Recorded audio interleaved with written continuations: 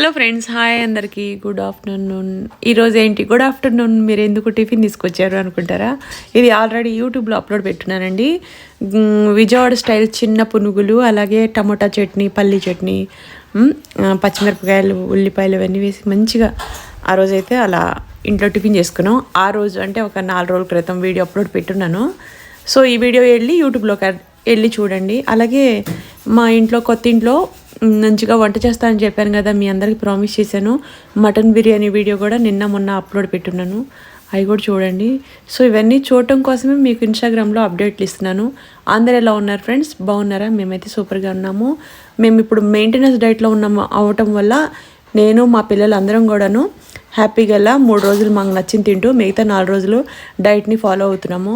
మీకు ఈ విషయం పర్టికులర్గా నేను ఎందుకు చెప్తున్నానంటే, నేను ఒక వీడియో పెట్టిన తర్వాత దాన్ని బిట్లు అనేది నేను ఒక 4